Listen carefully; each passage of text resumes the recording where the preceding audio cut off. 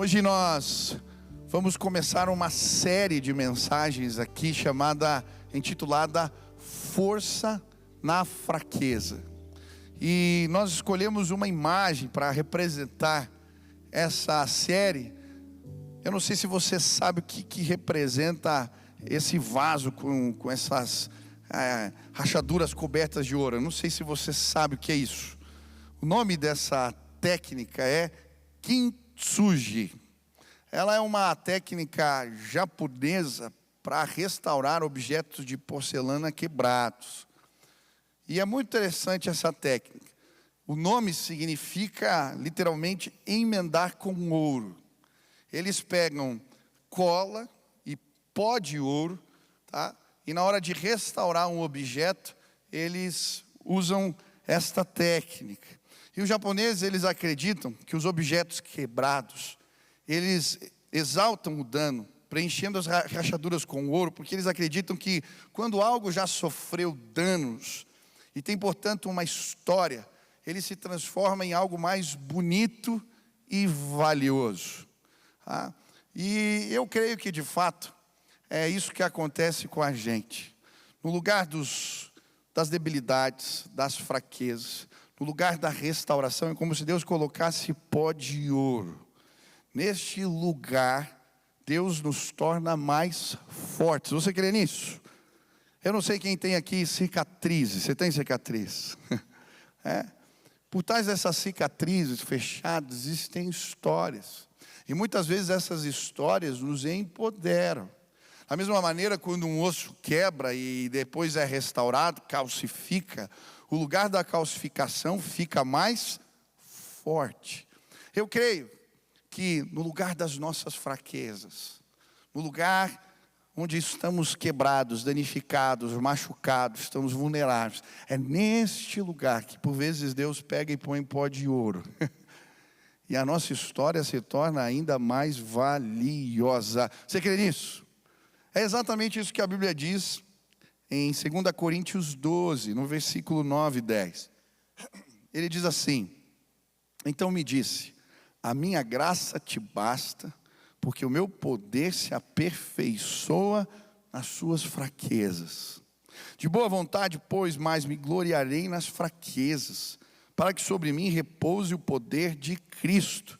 Pelo que sinto prazer nas fraquezas, nas injúrias, nas necessidades, nas perseguições, nas angústias por amor de Cristo, porque quando sou fraco, então é que sou forte. Quantos têm fraquezas aqui? Você pode glorificar a Deus? Ele vai jogar pó de ouro do lugar das suas debilidades. Eu creio assim. Nessa série de mensagens, nós vamos estudar uma série de personagens bíblicos e tentar compreender como eles tiraram força das suas fraquezas. O primeiro personagem que nós vamos estudar hoje de manhã e à noite é Moisés. Vou começar de manhã a mensagem e terminar à noite. Então, se você trouxe Bíblia, abra lá em Êxodo, no capítulo 2, versículo 1 a 10. Nós vamos começar a aprender sobre força na fraqueza através da história de Moisés. Diz assim a palavra do Senhor: um homem da tribo de Levi casou-se com uma mulher da mesma tribo. Ela engravidou e deu à luz a um filho. Vendo que era bonito, ela o escondeu por 3 meses. Quando já não podia mais escondê-lo, pegou um cesto feito de junco e o vedou com piche e betume. Colocou nele o menino e deixou o cesto entre os juncos, à margem do Nilo. A irmã do menino ficou observando de longe para ver o que lhe aconteceria. A filha do faraó descera ao Nilo para tomar banho. Enquanto isso, as suas servas andavam pela margem do rio. Nisso viu o cesto entre os juncos e mandou sua criada apanhá-lo. Ao abri-lo, viu um bebê chorando. Ficou com pena dele e disse: este menino é dos hebreus. Então a irmã do menino aproximou-se e perguntou à filha do faraó: a senhora quer que eu vá chamar uma mulher dos hebreus para amamentar e criar o menino? Quero, respondeu ela. E a moça foi chamar a mãe do menino. Então a filha do faraó disse à mulher: leve este menino e amamente-o para mim, e eu pagarei você por isso. A mulher levou o menino e o amamentou. Tendo o menino crescido, ela o levou à filha do faraó, que o adotou, e lhe deu o nome de Moisés, dizendo: porque eu o tirei das águas. Bom, ao lermos a história de Moisés, nós vamos encontrar vários eventos onde Deus revela força na fraqueza. E é muito interessante quando lemos a história, que quando Moisés nasce, o momento histórico que envolvia a casa de Israel era um momento complicado. Eles estavam debaixo da servidão, como escravos. A Bíblia diz que veio um faraó, um rei, que não conhecia José, e ele começa a ver que o povo de Deus está se multiplicando na terra do Egito, e ele fica preocupado. Eles estão crescendo demais, em breve eles vão nos dominar. E por isso, ele primeiro vai até as parteiras da casa de Israel e dá um comando, uma ordem, para que elas, quando os nenéns nascessem, se fossem meninas, deixassem viver, mas se fossem meninos, matassem. Aquelas mulheres se negam a fazer isso, então ele manda que o povo todo, quando visse, denunciasse, e então que as crianças que nascessem do povo de Deus fossem mortas. Era um tempo de opressão social, um tempo de injustiça muito grande. E é nesse contexto de fraqueza de um povo que Deus vai revelar a sua força usando instrumentos inusitados, improváveis. E a primeira lição que nós vamos aprender aqui na história de Moisés, de como podemos tirar força na fraqueza, nós vamos aprender com as parteiras. O nome delas, Sifrá e Puá. Beleza e esplendor. Mas o que essas mulheres vão nos ensinar? Eu acho muito interessante, porque aquelas mulheres, elas eram escravas. Elas tinham pouco poder de representação social. Diante da autoridade do faraó, que era a maior autoridade do mundo antigo, parece que elas tinham pouco a fazer. Aquele homem as ordena, manda que elas matem, mas elas protestam.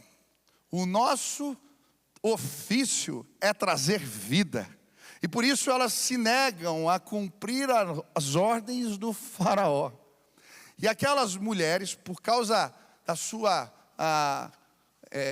capacidade de resiliência, elas dão à luz a um movimento de libertação social. Olha que coisa tremenda. A maioria dos movimentos de transformação social, elas acontecem quando pessoas que se sentem fracas respondem a uma pergunta: quem está no comando? Preste atenção. Quantos querem aprender a tirar força da fraqueza? Levante as mãos. Você precisa responder esta pergunta: quem está no comando? Aquelas parteiras começaram um movimento de transformação social, de revolução nos seus dias. Eram escravas, mulheres simples, porque elas colocaram Deus no comando. O faraó disse para matar, mas Deus disse: não matarás. É assim que começa. Eu gosto, por exemplo, da história de como o apartheid, a segregação racial nos Estados Unidos começa a desmoronar. Existiam lugares que negros não podiam entrar. Existiam assentos que negros não podiam ocupar.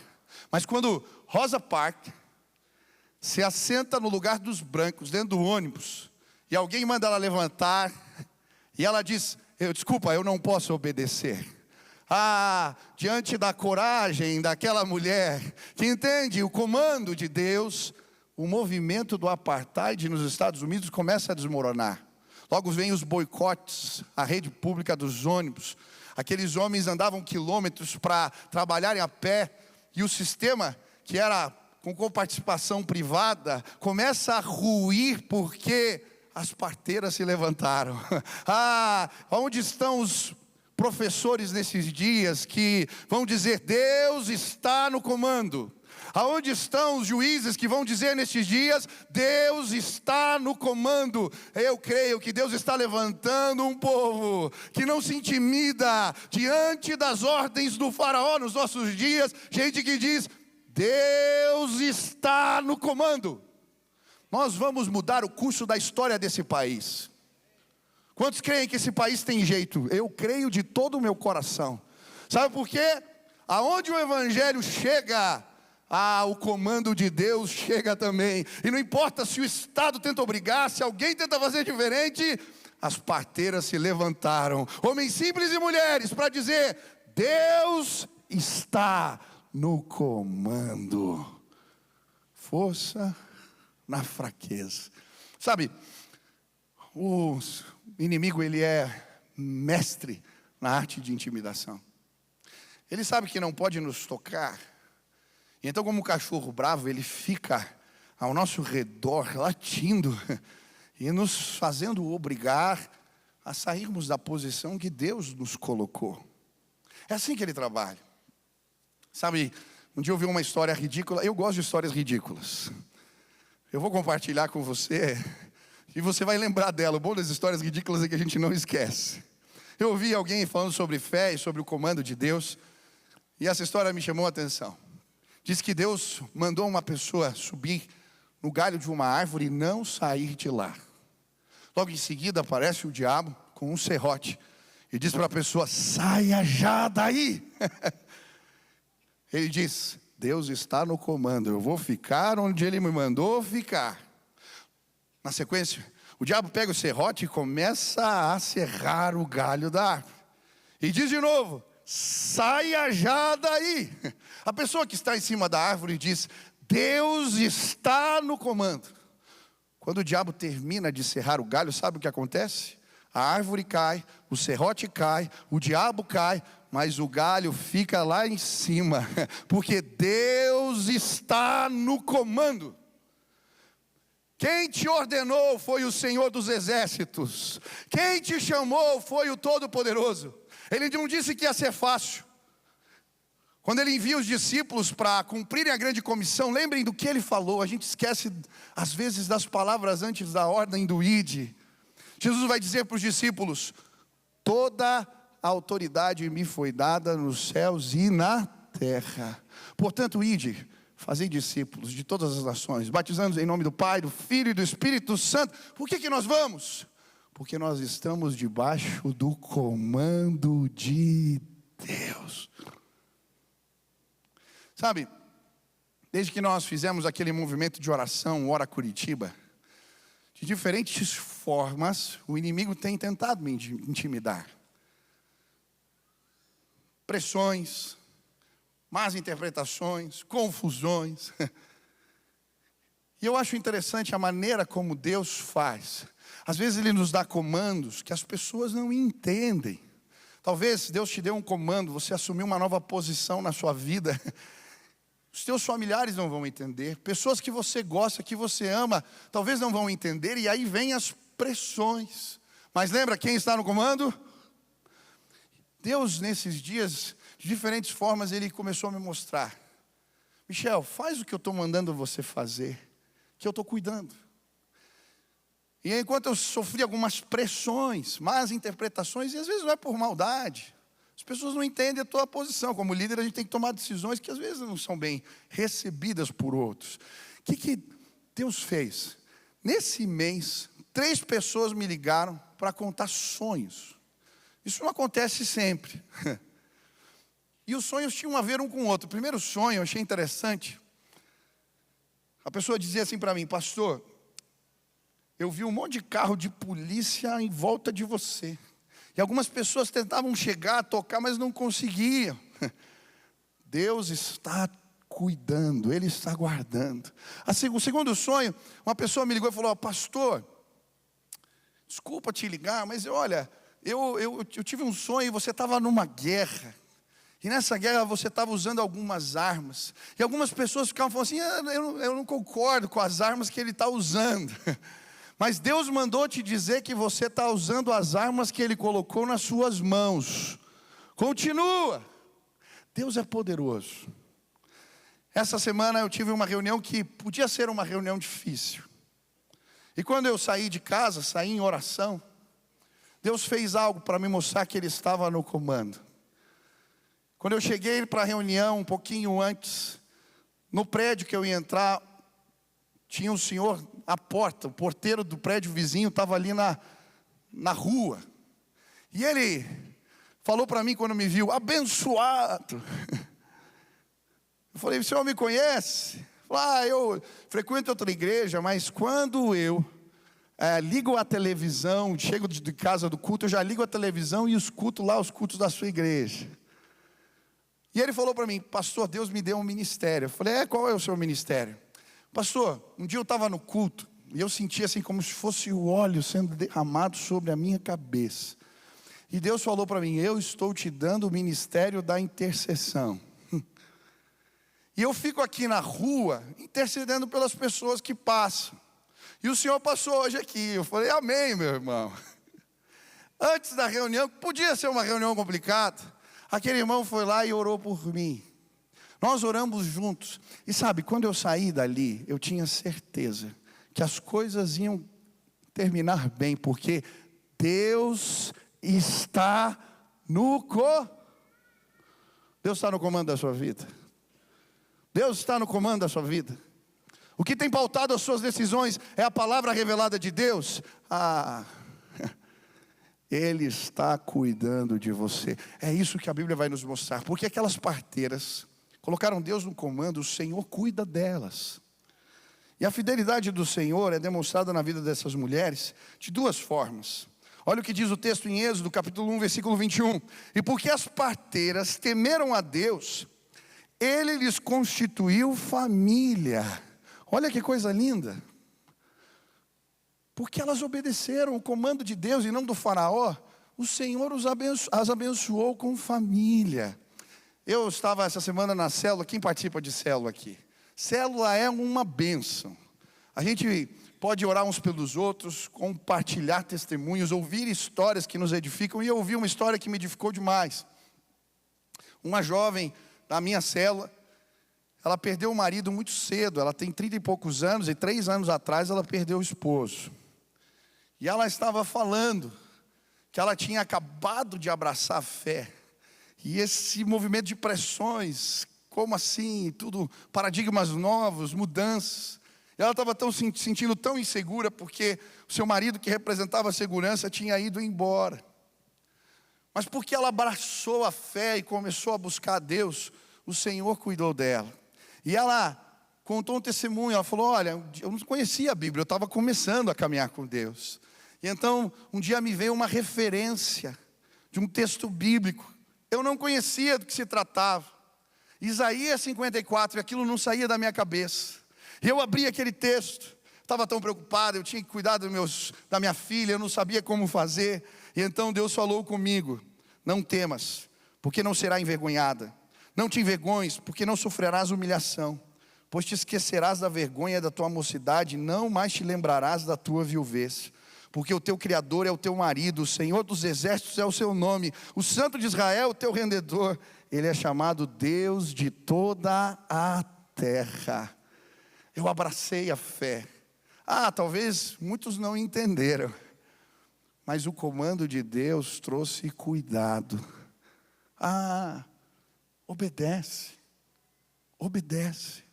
estabelece o comando do Senhor. Outra coisa que Deus faz, Deus dá um nome que honra aquelas mulheres nas Escrituras. Sifra e Puá significa beleza e esplendor. Muitos comentaristas vão dizer que este necessariamente não era o nome daquelas mulheres, mas era um título que a Torá dá às parteiras que participaram dessa revolução social. Essas mulheres que se negaram a seguir o comando do faraó, mas seguiram o comando de Deus. Então a Bíblia as enaltece: beleza e esplendor. Sabe, quando fazemos a vontade de Deus, quando estabelecemos o comando do Senhor na nossa vida, Ele mesmo nos exalta. Talvez você se sinta humilhado agora, perseguido, injustiçado. A honra de Deus vai ser derramada sobre a sua cabeça. Foi assim com Sadraque, Mesaque e Abidnego. Eles desobedeceram ao rei e obedeceram a Deus. Não se dobraram. Deus revelou poder no meio do fogo. Foi assim com Neemias, quando Sanbalate e Tobias mandavam cartas, tentavam fazer parar a obra de Deus. Eles não pararam. Eles pegaram espadas nas mãos e com outras mãos construíam. Mas o Senhor derramou óleo de honra sobre a cabeça de Neemias. São tantas as histórias na Bíblia. Quando o povo de Deus estava sendo intimidado por um gigante, Golias, que falava impropérios, e o povo paralisado, Davi vem e diz: eu vou em nome do Senhor dos exércitos. E na sua fraqueza, a história é bonita porque não é um guerreiro bem preparado que derruba o gigante. A história é bonita porque é um pastor de ovelhas, um menino simples. Na sua fraqueza, Deus revela a sua glória. Eu creio, meninos vão derrubar gigantes nesses dias. Projetos, estruturas sociais vão ruir, porque de novo, parteiras vão se levantar, gente simples, que coloca Deus no comando. Quantos querem tirar a força das fraquezas? Comando de Deus, primeira lição. Segunda lição importante, a gente vai aprender com Joquebede, a mãe de Moisés. E eu acho muito interessante a história de Joquebede. Eu confesso que eu já li essa história de Moisés muitas vezes. E algo passou desapercebido aos meus olhos. Eu sempre achei que Joquebede, ela fazia o cesto, usando juncos, betume, piche, colocava o neném Moisés lá e soltava ele no curso do rio. E o cesto ia parar lá aonde a filha do faraó estava tomando banho. Mas quando eu fui ler o texto, eu aprendi algo. Joquebede não fez apenas um cesto, ela fez um plano de fé. Observe o texto, olha o que ela fez de fato. Olha o que diz o versículo 3. Quando já não podia mais escondê-lo, pegou um cesto feito de junco e o vendou com piche e betume. Agora, colocou nele o menino e deixou o cesto entre os juncos, à margem do Nilo. O texto não diz que ela deixou o rio ao curso do rio, o cesto ao curso do rio. Se você observar o rio Nilo, nas suas margens existem plantações altas, os juncos. O que essa mulher faz é um plano de fé. Ela provavelmente sabia o lugar onde a filha do faraó tomava banho. Então ela faz o cesto, confecciona, coloca o menino e vai lá à margem, um lugar onde ela descia, mais ou menos no horário, e coloca o menino preso junto aos juncos. E aí ela manda a filha ficar do lado e oferecer os serviços dela. E sabe o que ela faz? Ela faz o plano. E ora, Deus, agora o Senhor faz o que eu não posso fazer. Toca o coração da filha do faraó. E porque ela tinha um plano de fé, o Senhor abençoa aquela mulher. E a história da libertação do povo de Israel toma curso. Olha que coisa linda. Quantos querem tirar a força da fraqueza? Deus manda eu dizer para você: prepare os cestos, faça o plano de fé. O inimigo está dizendo para você, e muitas vezes diz para mim, não há o que fazer, e por isso ficamos inertes. Não, o povo de Deus faz planos de fé, e diante dos planos de fé, a provisão do Senhor vem. Mas pastor, eu só tenho juncos, eu só posso fazer um cesto. Você vai ver a glória de Deus revelada nas suas fraquezas. Prepare os cestos, comece a fazer planos, comece a sonhar os sonhos de Deus. É assim que Deus trabalha. São tantas as histórias na Bíblia, pessoas que se negaram a ficar inertes. Olha a história de Esther, quando Amã faz um plano ardiloso para acabar com o povo de Deus. Mardoqueu, seu tio, vai lá dizer para ela: Deus te colocou nessa posição para uma hora como essa. Aquela mulher não sabia o que fazer. Ela manda o povo jejuar. Ela ora 3 dias, mas ela faz um plano de fé. ela vai até o rei, ela prepara um banquete para ele e para Amã, e não faz apenas uma vez, faz 2 vezes, e aquilo que ela não pode fazer, Deus faz. Deus move o coração do rei que a favorece. Foi assim com aqueles amigos que chegaram com o paralítico na maca, encontraram uma multidão e agora ninguém deixava passar. Eles montam um plano: nós vamos subir por trás, vamos escalar o telhado. E porque eles fazem um plano de fé, um buraco no telhado, Deus revela a sua glória. Sabe, normalmente os planos de fé, eles são ridículos para muitas pessoas. Quando você compartilha ações de fé, muita gente vai falar: isso aí não vai dar certo. Você pode imaginar Josué explicando o plano de fé dele para derrubar as muralhas? É um tanto quanto ridículo. Mas Josué se negou a ficar inerte. Ele falou: nós vamos durante 7 dias dar voltas em torno das muralhas e orar. No 7º dia vamos dar 7 voltas. E depois vamos gritar. Mas e um general ouvindo uma coisa dessas? Esse é o plano de guerra. Mas o grito do povo de Deus manifestou poder. Deus ouviu. Sabe, eu gosto daquele texto: esperei com paciência no Senhor e Ele se inclinou para mim. A Bíblia diz que Deus não se inclina, meu irmão. As portas levantam para Ele passar. Levantai, ó portas, as vossas cabeças. Ele é Senhor dos senhores. Mas quando um povo faz um plano de fé e clama, Deus foi lá e se inclinou, e as muralhas de Jericó caíram. Aleluia! Pessoas vão tirar força das suas fraquezas nos próximos dias. Deus está mandando você fazer planos de fé. Faça os cestos e você vai experimentar a glória do Senhor na sua vida.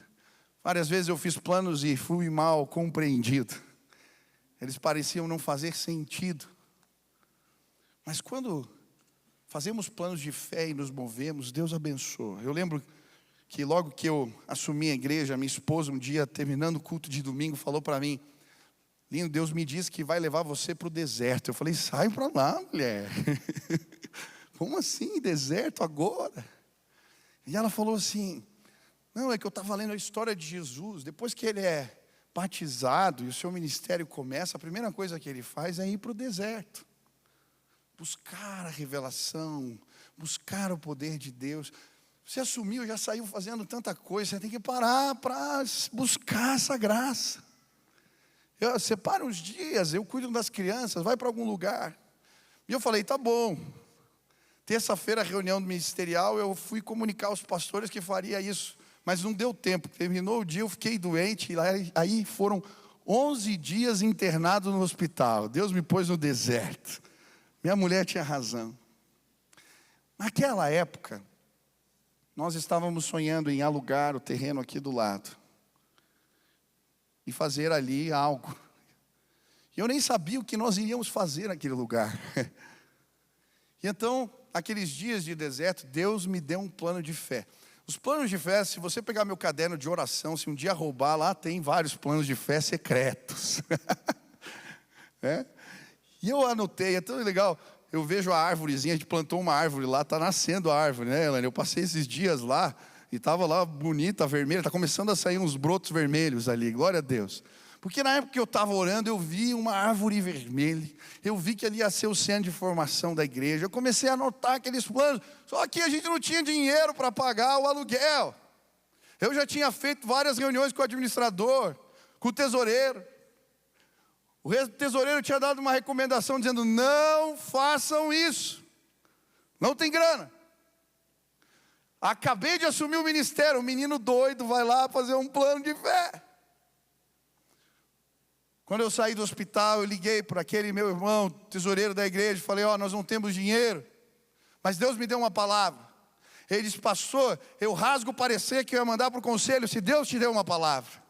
Fizemos planos juntos com o ministério, como que nós íamos levantar os recursos dos primeiros aluguéis. Levei para o conselho a matéria, nós aprovamos pela fé, porque tinha um plano de fé. E sabe o que aconteceu? Nós levantamos aquele lugar em 8 meses. Pagamos todos os aluguéis, pagamos todas as contas e sobrou dinheiro no caixa, porque Deus é poderoso.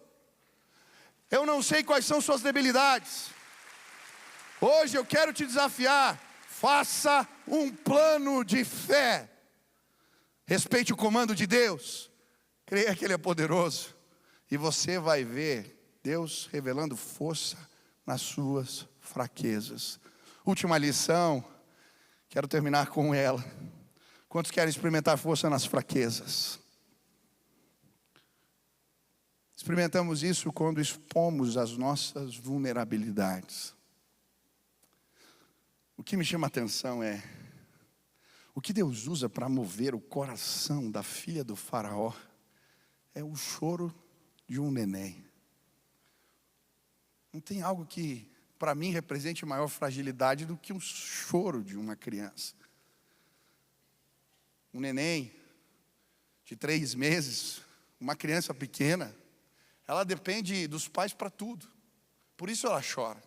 Ela chora porque quer comer, ela chora porque quer tomar banho, ela chora porque quer estar perto da mãe e do pai.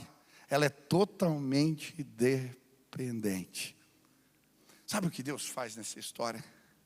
Ele usa o choro de um neném, a vulnerabilidade exposta, para revelar força na fraqueza.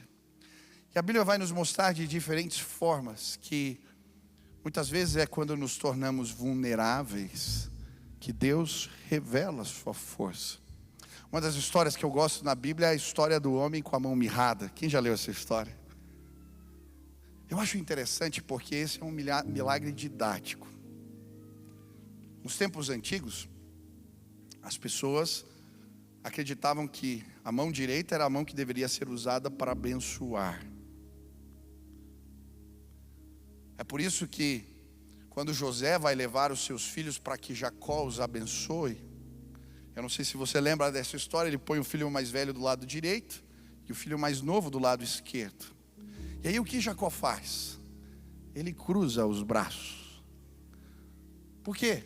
A bênção maior era para o mais novo nesse caso. E aí José fica bravo com ele. Ei pai, você devia ter impor a destra sobre o mais velho. Ele disse, não, nesse caso não. Várias vezes a Bíblia vai usar a destra de Deus como um sinônimo de bênção. São vários os textos. Eu gosto do Salmo 20, quando ele diz, agora sei que o Senhor salva o seu ungido. Ele responderá do seu santo céu, com a vitoriosa força de sua destra. Uns confiam em carros, outros em cavalos, mas nós faremos menção do nome do Senhor. Também gosto do Salmo 118, quando ele diz, a destra do Senhor é exaltada, a destra do Senhor faz proezas. Muitos naquele lugar, naquele tempo, acreditavam que aquele homem, por causa da sua enfermidade, estava impedido de abençoar. Por isso, Jesus chama aquele homem. Imediatamente ele fala, mostra a sua vulnerabilidade, a sua fraqueza, e ele coloca. E porque ele expõe a sua vulnerabilidade ao Senhor, o Senhor o cura, o Senhor o toca. Mas eu digo que este era um milagre didático, porque Deus estava ensinando aqueles homens, aqueles líderes, mestres da lei e fariseus.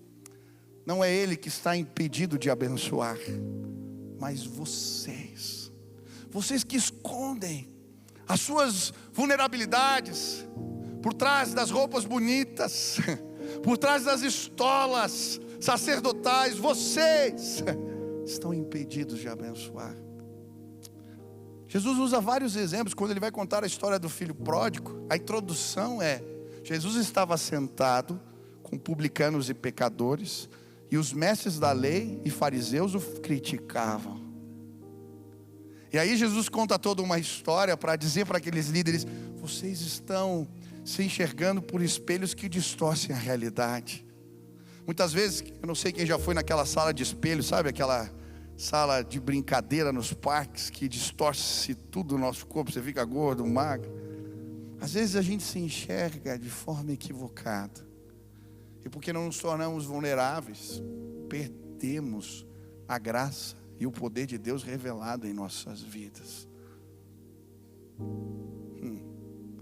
Jesus fala do publicano e fariseu na sua presença. O fariseu faz uma oração: obrigado, Senhor, porque eu não sou como este publicano, porque eu não sou um adúltero, eu não sou um roubador, porque eu jejuo 2 vezes por semana, eu conheço a tua palavra e eu dou o dízimo de tudo. O publicano entra na presença de Deus, ele mal consegue levantar a cabeça e ele diz: Pai, tem misericórdia de mim. É no lugar das vulnerabilidades que nós somos abençoados. Jesus exalta este. Sabe, Moisés, ele vai encontrar a graça e a força de Deus quando diante da sarça o Senhor o chama. E um chamado difícil, hoje à noite vamos falar sobre isso.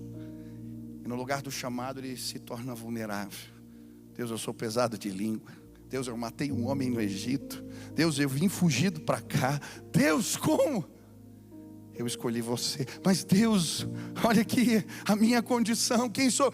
Eu escolhi você, Moisés. Eu serei com a tua boca e te ensinarei o que deves falar. Não fui eu que fiz o cego, o surdo ou o que vê? Vai, eu serei contigo. Ei, é no lugar que expomos as nossas fragilidades, é diante da sarça, quando tiramos as vestes, às vezes como Naamã, aquele, sim, comandante, cheio de condecorações. Ele escondia a sua lepra debaixo das fardas, mas quando ele entrava no quarto, ele sabia, ele era um pecador, ele era um homem doente. Quando admitimos, quando tiramos as nossas capas, quando expomos a nossa vulnerabilidade, é neste lugar que Deus manifesta a sua força em nossas fraquezas. Deus vai curar pessoas hoje aqui. Eu nunca esqueço de uma conversa difícil que eu tive com um amigo no parque. Ele era alguém que tinha pavio curto. Agora no relacionamento que ele estava nutrindo, ele estava se tornando agressivo. E nós fomos conversar, uma conversa difícil, mas naquele dia ele teve coragem de ser vulnerável. Ele contou os abusos que havia vivido na infância, contou histórias que ninguém sabia. E naquele lugar a cura de Deus começou na sua vida. Ele começou um tratamento, ele começou a buscar ajuda. Hoje esse menino é manso, seu relacionamento é abençoado, porque ele expôs as suas fraquezas. Quantos querem ver Deus derramando pó de ouro nas rachaduras da sua... expõe as suas fraquezas.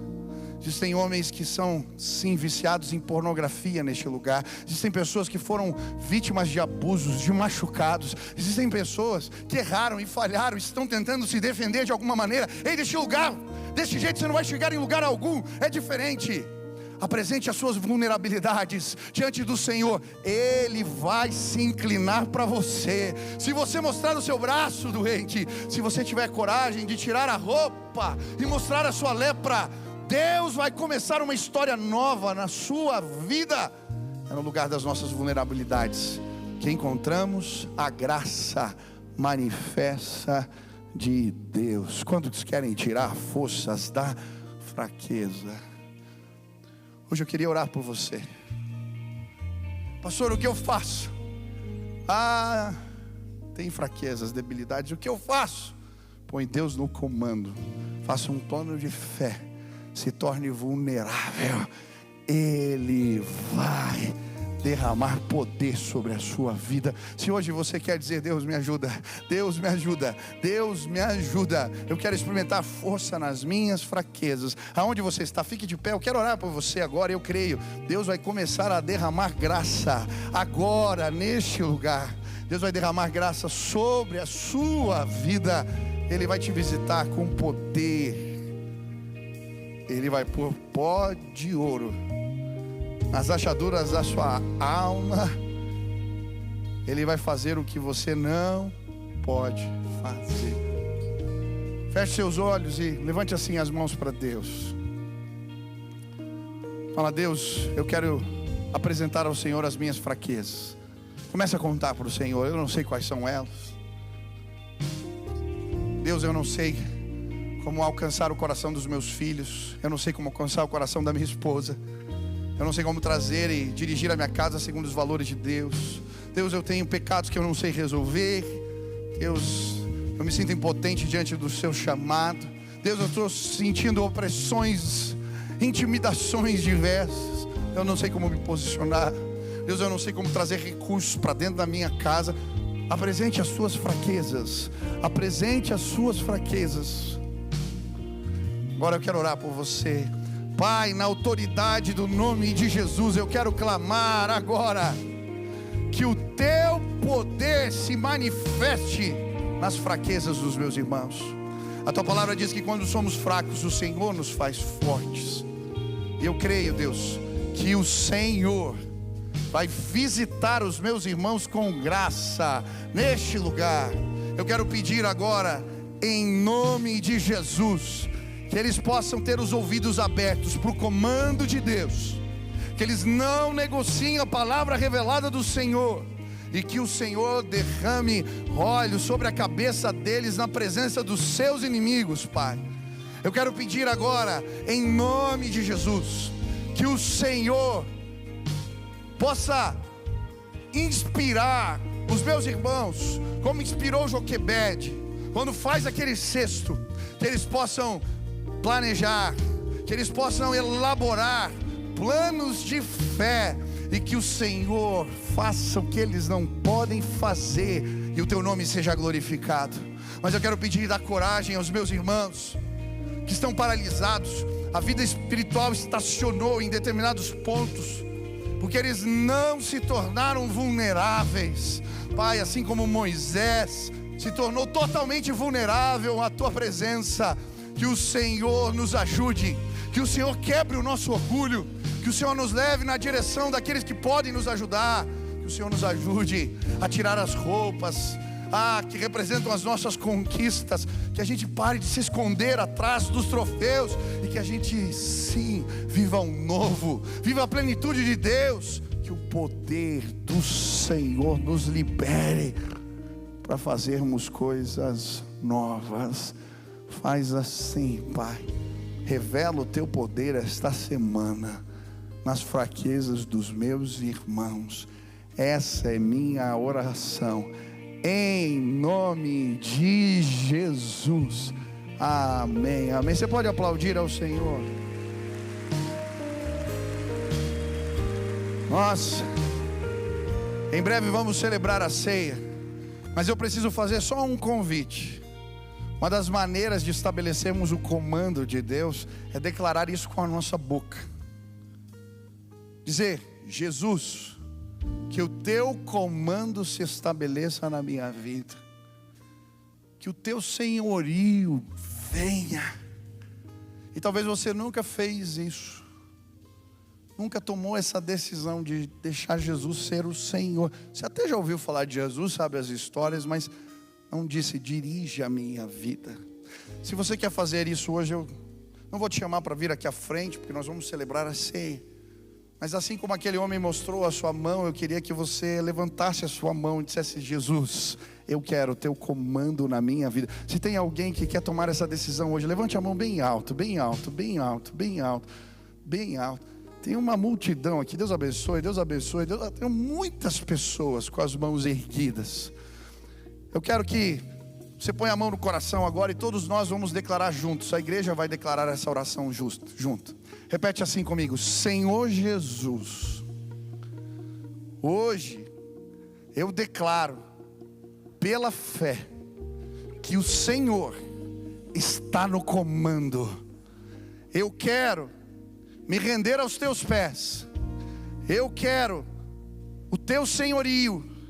Eu entrego a minha vida nas tuas mãos. Eu entendo que sou pecador e me arrependo. Que a tua presença guie os meus passos, em nome de Jesus, amém, aleluia. Pode aplaudir de novo. Olha quanta gente. Presta atenção, você que tomou essa decisão, aqui no final do culto os pastores vão estar aqui na frente, os líderes da igreja, alguns diáconos você é convidado. Vem aqui pegar um convite. Nós queremos tomar café com você e te ajudar nesses próximos passos. Então, venha. Nós queremos te abençoar. Amém?